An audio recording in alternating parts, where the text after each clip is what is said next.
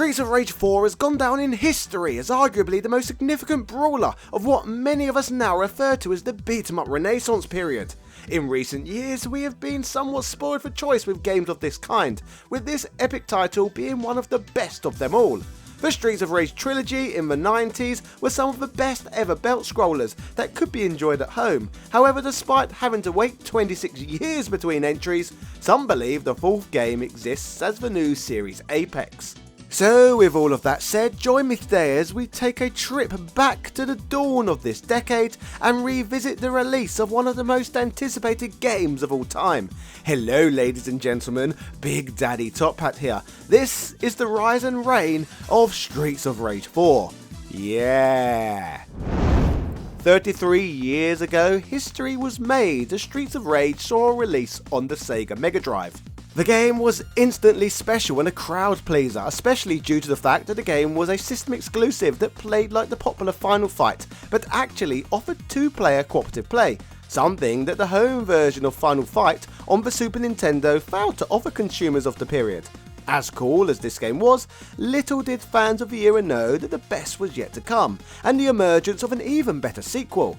1992 would see the release of Streets of Rage 2, a huge technically impressive game that was worked on by multiple development teams that topped all of the action that could be found in the first Streets of Rage game.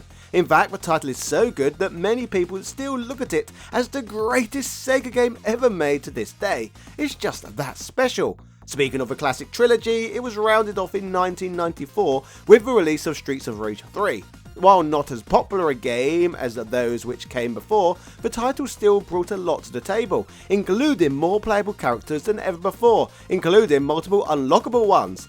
Sadly though, this would be the last Streets of Rage game ever released, or at least so we thought, for a very, very long time. Over the years, Streets of Rage programmer and composer Yuzo Koshiro claims he rallied Sega for a full Streets of Rage game, each time never getting the green light he wanted. Others have attempted to get the Streets of Rage license for their own games in the past too. For example, Core Design's title Fighting Force was a 3D beat-em-up that was created in 1997 with the hope that they would be able to call their game Streets of Rage, and Ruffian Games, the developer behind Crackdown 2, also tried its hand at a reboot on the Xbox 360 and PlayStation 3, with all of these efforts ultimately failing. With it very much looking like the Streets of Rage franchise was long dead and buried, most series fans had come to the conclusion that it was in their best interest to look at the ambitious fan project known as Streets of Rage Remake as the closest thing they were ever going to get to a full Streets of Rage entry. While this one is certainly incredible, it still wasn't the genuine article. Everything would, however, one day change when a series of fortunate events would unfold that would eventually lead to Streets of Rage 4 becoming a reality. But how did this long fantasy held by many actually come true? Well, to understand why Streets of Rage 4 was published, we first have to briefly look at a game that was developed by those who worked on the full Streets of Rage prior to making the modern beat-em-up classic, and that game is the remake of Wonder Boy: The Dragon's Trap. This lovingly well-crafted title was handled by the development house known as Lizardcube. Here, programmer Omar Cornut and artist Ben Fike reverse-engineered the Master System code, which would leave them to work with Wonder Boy 3's original game designer Ryuichi Nishizawa in producing a remake of the beloved original game. The team single-handedly and painstakingly reproduced all of the game's original art and animation, depicting it in a modern art style. The whole feat was extremely impressive, leaving gamers to wonder what Lizardcube would be up to next. Whilst this Wonder Boy title was developed by Lizardcube, the game was actually published by a fellow French company known as Dotemu. According to their website, their mission statement is as follows. Dotemu is a French video game company specialising in modern releases of beloved retro games. Our mission is simple: give every gamer access to yesteryear's classic video games on today's platforms, including PC, mobile, console and more. Working alongside the world's most cherished and recognised publishers, the Dotemu team has published a number of global top sellers across both PC and console, including Wonder Boy: The Dragon's Trap, Windjammers, several games in the Yeast series, and more. Founded in 2007, Dotemu leverages its considerable technological know-how to maintain the original spirit of classic games, while giving them a second life as rediscovered gems for a new generation of gamers. The critical response to Wonder Boy 3, The Dragon's Trap, and what Lizard Cube and Dotemu managed to impressively do with such an old license was enough to earn Sega's trust to allow them to develop a Streets of Rage 4, a title that many had proposed but been rejected to make in the past. The collaborative effort between Lizard Cube and Dotemu would also be aided by a company known as Guard Crush Games, who oversaw the gameplay elements of this brand new beat-em-up. They were chosen to partake in the project due to their passion for classic beat-em-ups and side-scrolling titles. The team at the time were best known for their Xbox 360 release Streets of Fury and follow-up on the PC Streets of Rage Fury Extended Edition. Streets of Fury revelled in over-the-top action and captured the studio's love for fun side-scrolling brawlers. These combined forces created the perfect recipe to make Streets of Rage 4 the special game fans desired. But before we can discuss what was delivered, let's first touch more on this historic title's development process. When it came to sculpting the title, the game's artists had a tall challenge to take on, and that was to come up with artwork which they felt would best represent the Streets of Rage series in 2020. This job was overseen by Lizard Cube's art director Benfica and lead background artist Julian Nguyen Yu. Benfica states that after Wonder Boy The Dragon's Trap, which we did in association with Dotemu, we wanted to bring back some games that we really liked, and for me, Streets of Rage, which was a Sega license, and which I particularly liked, came to mind right away. Artistically speaking, in Streets of Rage, there were lots of things which are ingrained, like the urban feel, the neon, the bricks, and the ground. Those have really stayed strong in our memories, and I think it has always been an underlying inspiration. As soon as you think of characters fighting in the streets, very quickly we have had the idea of showing the story and the characters at a later time. The story takes place 10 years after Streets of Rage 3. Because the fans who have been waiting for this sequel for a long time, they've gotten older, have grown up, and the whole thing with these young, fiery kids in the streets wasn't working any longer with the way the fans are now. For a lot of people, the first level ties in with that Streets of Rage feeling you used to have, because I think that's the level where you spent the most time. Julian Nguyen Yu adds in relation to this stage, that is where players spend the most time. Also, that's where they tried things. They added a corner which was very difficult to do at the time. We tried to pay homage to that infrastructure of the first level in level 1 of Streets of Rage 4. Benfica adds the way we thought of it was really as a tribute, in particular to Streets of Rage 2. With that street corner, with the car that crashes into the wall, which was something they wanted to do and was in the game design documents of the original game, and that they weren't actually able to do because of technical limitations. So here, we wanted to pay homage to all of that. In regards to the character designs, Ben mentions that if you look at the original blueprints of the character designs from the 90s, the developers were forced to use pixel art due to limitations of the period. Whereas now, they could represent the characters in the game in the original manga art style that developers would have originally opted for if the technology was there. The use of heavy black lines around the characters also pays homage to the originals of paper character designs. Ben also comments on what it was like working on a game with such high expectations, adding that this is a game which holds a special place in a lot of fans' hearts, and there's a fine line between pleasing people and creating something new. The thing that I'm very happy about is that the fans thanked us a lot, and there was a huge number of fans who are delighted to have new Streets of Rage and a new game which seems to them to be very high quality. The game's main designer was a gentleman known as Jordi Asensio. Jordi was an early active member in the fighting game community, who as a result was also drawn to beat-em-ups with a particular special love for Guardian heroes.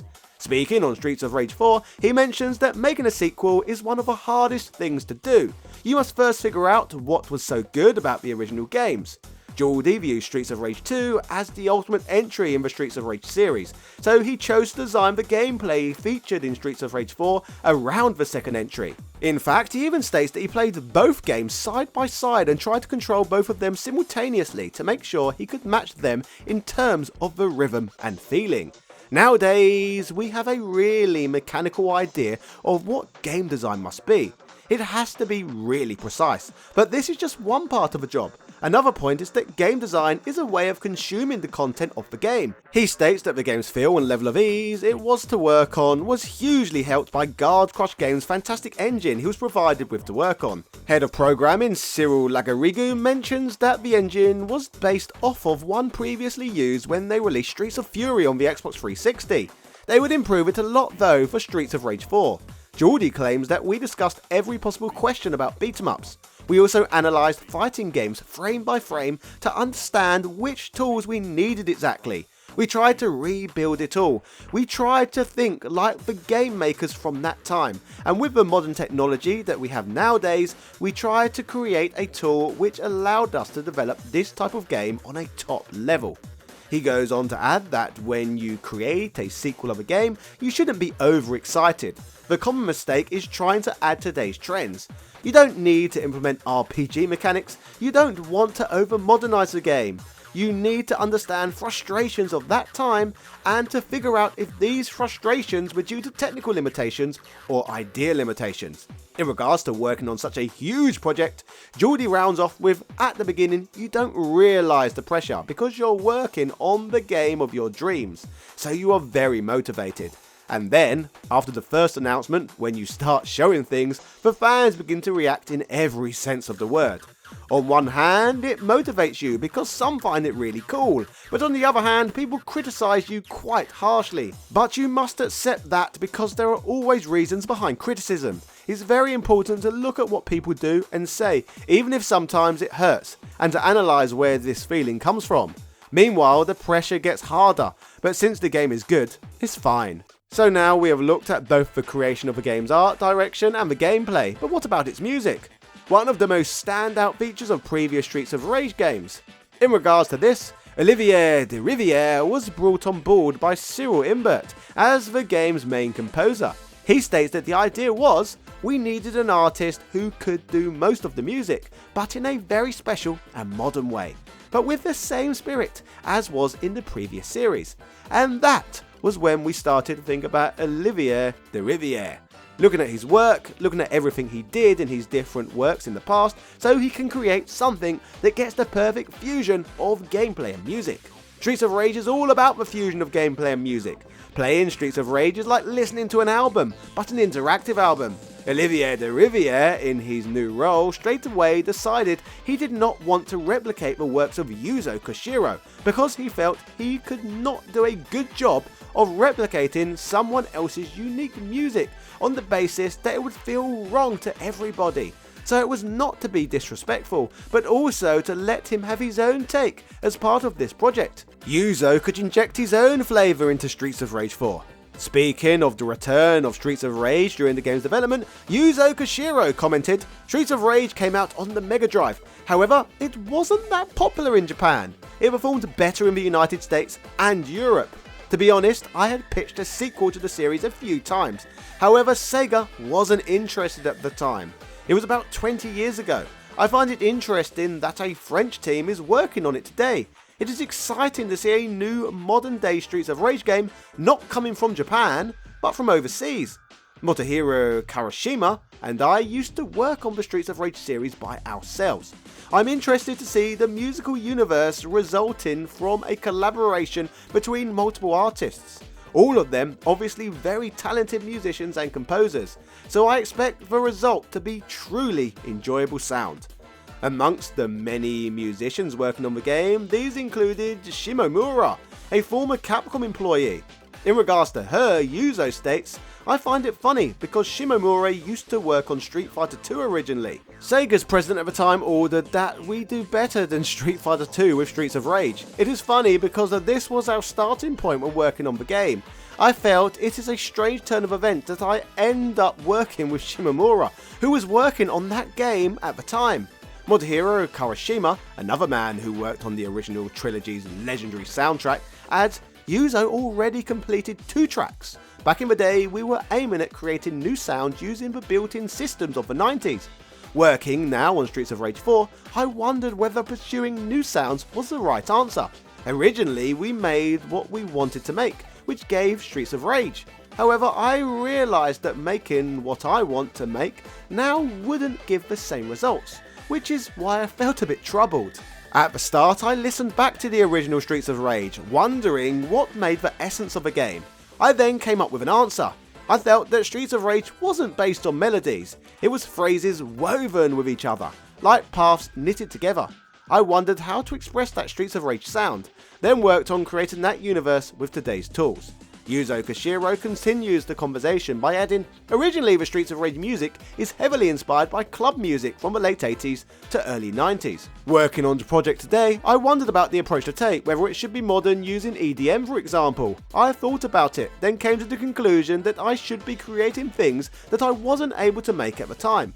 Also, looking at the fans' opinions on the internet, I saw many of them were expecting a sound close to the original. I thought that using the same original tools could be a good approach as well. I reused the old synths and drum machines of the time, re-recorded for sound, then made the song in a serious way. While working on Streets of Rage 4, I listened to the music that influenced me on Spotify and YouTube. I wanted to feel and regain what drove me at that time.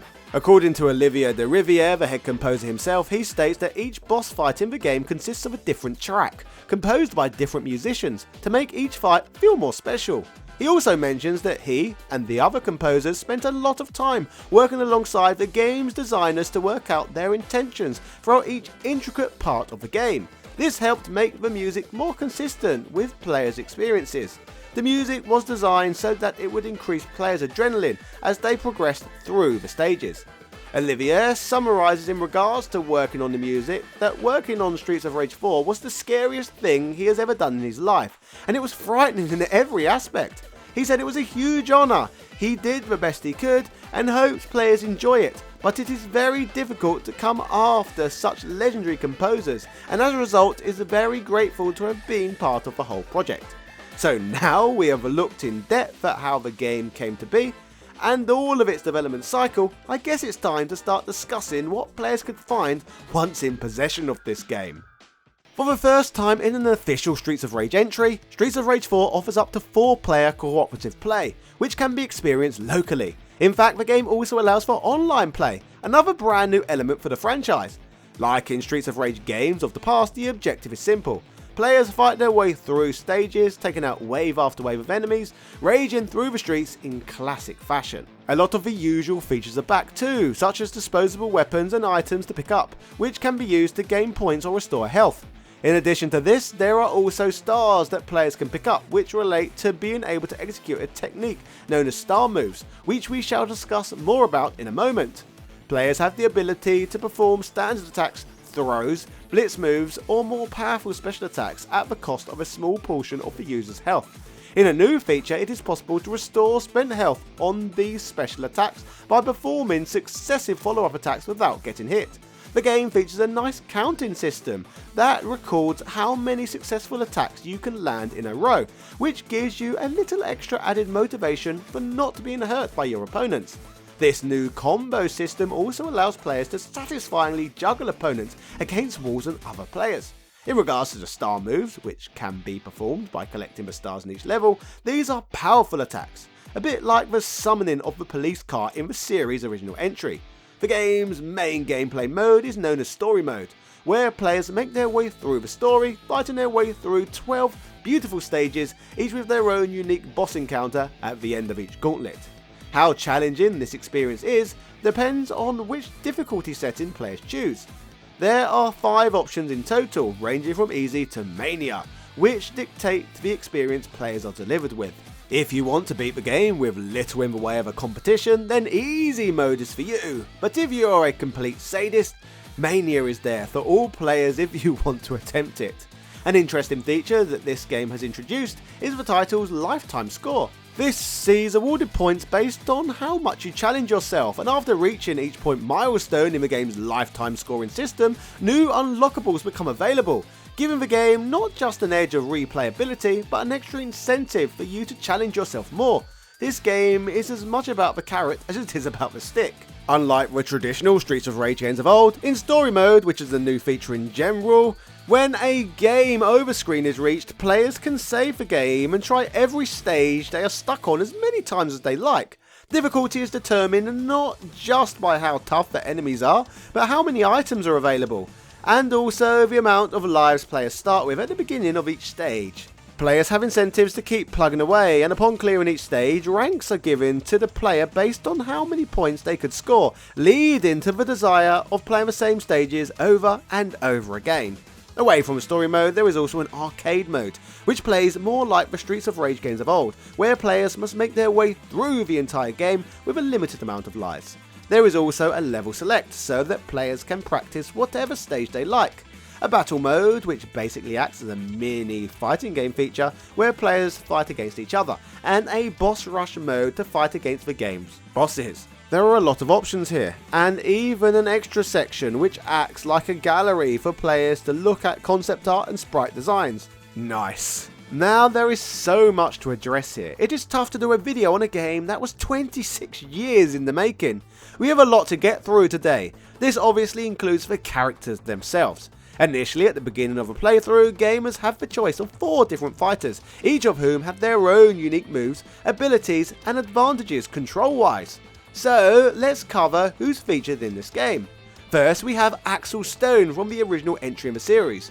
Due to the 10-year storyline gap between this game and Streets of Rage 3, he's depicted as older and more grizzled this time, featuring a massive beard. Classic character Blaze also makes a return to this game, not looking wildly different than before, but perhaps having much thicker legs and hips. Childbearing, in fact. The other 2 instantly selectable characters are brand new to the franchise. First, we have the heavyweight of the game, Floyd, a softly spoken, cybernetically enhanced apprentice of Dr. Zan, who was one of the playable fighters from the 3rd entry in the series. And we have a young woman known as Cherry Hunter, who, as you can guess by her surname, is a relative of Adam Hunter, who was only previously playable in the first game in the series 33 years ago. The story soon reveals that Cherry is Adam's daughter, and speaking of Adam, he quickly becomes a selectable fighter too, and the game's first unlockable character. Playable fighters don't end here though, and pixel art versions from previous games can also be unlocked as players build up their lifetime score, both embracing and celebrating the franchise's storied history. While most of the previous game's characters are selectable in pixel form, I was disappointed that Rue and Ash weren't included. Instead, they were reduced to cameos, with Rue featuring behind the bar in one stage, and Ash appearing in the picture in the background whilst one of the boss fights takes place. Considering the push for modern DEI in games, I demand they bring Ash back this instant. Looking at the artwork in the game, I can fully appreciate how it is not for everyone, but at the same time I can also sympathise with the fact that the original Streets of Rage games only featured the pixel art style due to the extreme limitations technology provided artists with in the early 90s. So when you consider that the original Streets of Rage trilogy were Japanese games, the manga sort of aesthetic that was given to this game makes a lot of sense. The only argument I place against this personally is that Streets of Rage was never that popular in Japan, and as I saw, was always more appealing to Westerners than it ever was to Easterners. So with this in mind, if I oversaw the production of this game, I would have certainly have ordered it to be produced with a more Western orientated art style, perhaps like the game was often depicted on its box art, but I am nitpicking at this point. I can see that it was a case of trying to reproduce the original artist's designs with a more modern flair. The stage design itself is both beautiful and varied, with a level of detail we obviously just did not get back in the day. The hand-drawn artwork is simply stunning, especially when paired with the multi-layered scrolling effects the game presents in its backgrounds. There is just so much to see and take in that I feel is going to take dozens upon dozens of playthroughs to ever truly fully appreciate. In terms of the game's enemy sprites, many of them appear to be redrawn versions of enemies of old, which helps give the game an additional layer of nostalgia for those who have been long-time fans, but at the same time enough polish to please those who have never played a game like this before. Like Streets of Rage of old, each of these levels have their own boss fights, each of which have their own unique attack patterns, which must be learned by players in order to be more easily defeated. Many of these boss fights take place against completely new opponents, whereas others take place against classic opponents of old. In fact, one of these opponents is even Max, a beloved playable character from Streets of Rage 2, who must be defeated here, but we will touch more on his appearance in the game very shortly. Something we have not touched upon really is this game's story, which revolves around another criminal organisation, this time known as the Y Syndicate, who even seem to have the police wrapped around their fingers. Speaking of this element, this brings another feature along with it. The game seems to contain two different types of enemy sprites, those who are members of the Y Syndicate and those who are in the police. These two types, although both hostile to the player, are also hostile and attack one another, an element I have not seen in a beat 'em up since Cadillacs and Dinosaurs, and certainly a feature I have never seen included in any of the Streets of Rage games previously. It unfolds in the story that the leaders of the Y Syndicate are a twin brother and sister, who are actually the son and daughter of Mr. X himself, which is why they are so hell-bent on getting revenge against the city. Again, just a personal gripe with regards to these two, they are not at all imposing like their father, but instead look anime as hell and simply look like selectable characters from a Persona game or something, rather than a title with a bit of early 90s attitude to it, like Streets of Rage. Once again, I am nitpicking here, but I feel they seem completely out of place in this environment. Speaking of Mr. X, he along with several other vintage bosses from the Streets of Rage series are accessible to fight against in pixel form. These fights are accessible via entering the secret areas and featuring the game as fantastic hidden Easter eggs, giving an even further nod to the franchise's awesome past. Now, we touched on the game's controls earlier and how they connected back to Streets of Rage 2, but what I have not mentioned is how they feel. The controls paired with the game's sound effects and combo system make Streets of Rage 4 feel like one of the most satisfying beat 'em up experiences I have ever had. It feels so good to pummel opponents, watching that count quickly mount up. Truly wonderful. A question I posed in the past was that I was doubtful that Streets of Rage 4 could live up to the fantastic fan game known as Streets of Rage Remake. However, from my findings, from my personal perspective at least, I can 100% confirm it absolutely does. Streets of Rage 4 is just so addictive. It's simply stupendous. While the base release of Streets of Rage 4 is excellent in its own right, in 2021, 1 year after its debut, the Mr. X's Nightmare DLC would see release that would expand on the game even further. Set after the events of Streets of Rage 4, the fight continues in Wood Oak City, with our heroes wanting to prepare themselves for future threats. Axel, Blaze and friends start some very deranged special training with the help of Dr. Zan of Streets of Rage 3 fame, who built an AR program from the remnants of Mr. X's brain that simulates every kind of danger they could be facing. The release of this DLC marked a significant milestone in the ongoing evolution of the title, a game that itself served as a revival of the iconic Streets of Rage series. This expansion not only enriches the game's narrative and aesthetic elements, but also introduces substantial gameplay enhancements that redefine the player's experience too, so let's touch on some of these glorious extra inclusions. A central feature of Mr. X's Nightmare is the introduction of 3 significant new playable characters, each with a distinct combat style and backstory. First, there's Estelle, previously encountered as a boss in the main game. Her transition from antagonist to playable character adds depth to the roster with her brute force and commanding presence. More to my taste, Max Thunder, a nostalgic addition from earlier series entries, brings raw power and wrestling technique that appeals to veteran players, and Shiva, also formerly an adversary, offers agility and swift flowing combos, creating a contrast in styles that enhances strategic choices in gameplay. Bearing in mind that both of these two fighters were previously playable in earlier installments, my prediction that they would one day be playable after appearing as boss characters in the base game would very much become a reality with Mr. X's Nightmare. Aside from getting to play as this trio, arguably the most engaging addition to this DLC is the survival mode. This mode challenges players to endure increasingly difficult waves of enemies, where each round introduces random power-ups and obstacles. The unpredictability and escalating difficulty of survival mode not only tests the player's adaptability and skill, but also significantly increases the replay value of the game. This mode serves as a perfect complement to the game's traditional linear storytelling by offering a dynamic arcade-like experience that varies with each session. It's jolly good fun. On top of all of this, Mr. X's Nightmare significantly expands the game's arsenal and movesets. New weapons like the Lightning Orb and Ghost Chaser add more tactical variety, allowing players to experiment with different approaches to combat. The inclusion of these elements encourages creativity and strategic planning, pushing players to develop new combinations and techniques tailored to their playstyle. Building on all of this further, the DLC also introduces a new layer of customization, permitting players to modify their favourite characters with alternate moves.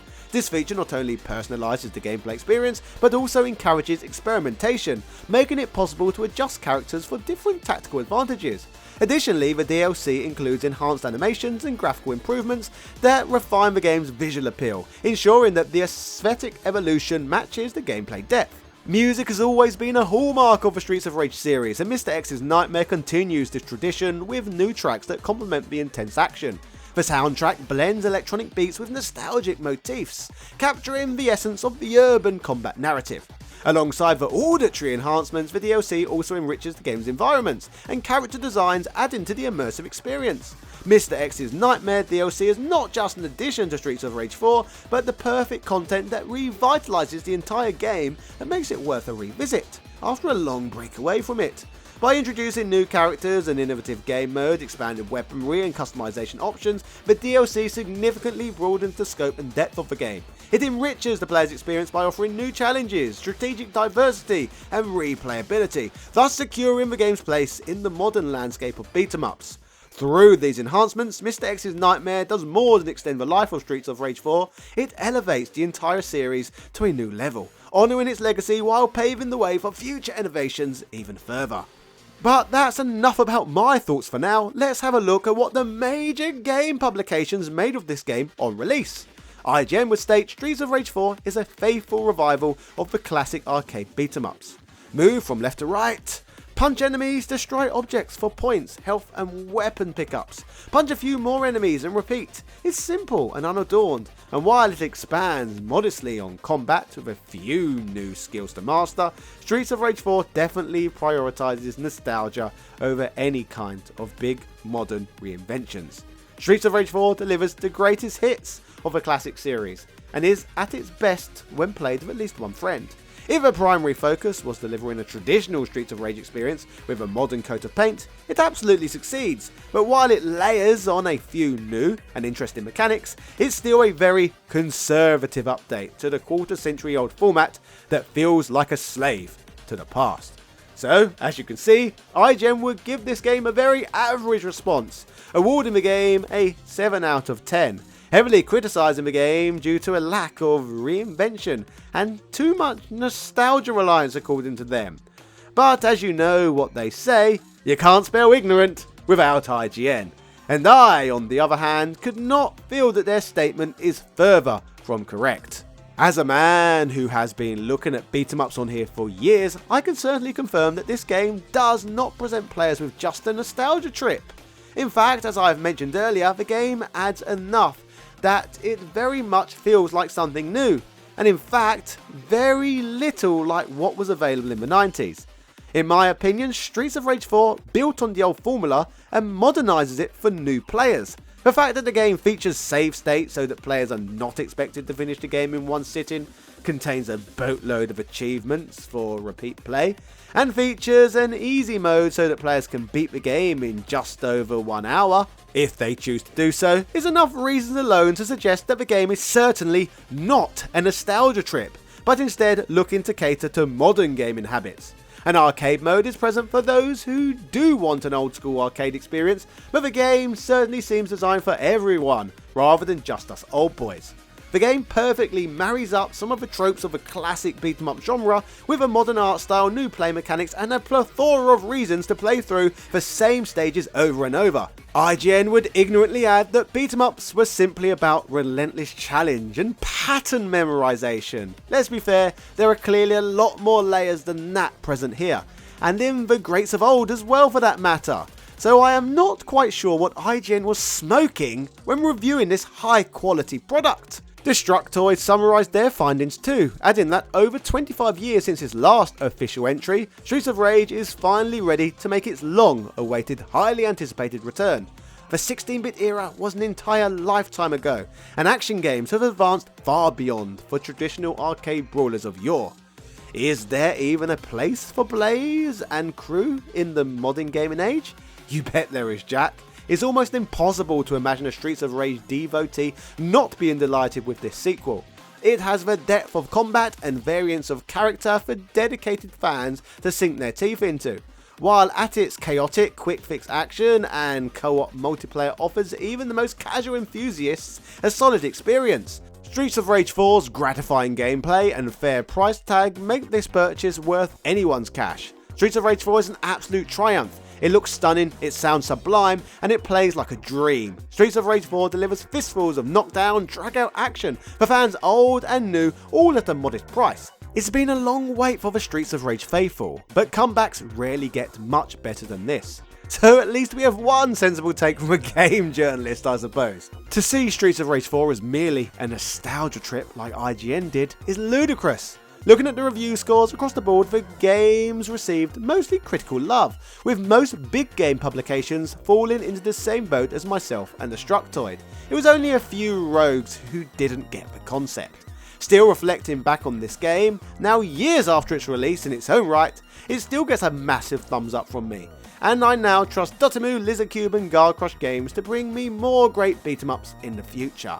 If you have followed gaming news in the last 6 months, you will be aware that we have yet another new Streets of Rage game on the horizon, one of which I am terrified is going to be a bit rubbish. So subscribe and click here if you want to hear my take on that one. Cheerio!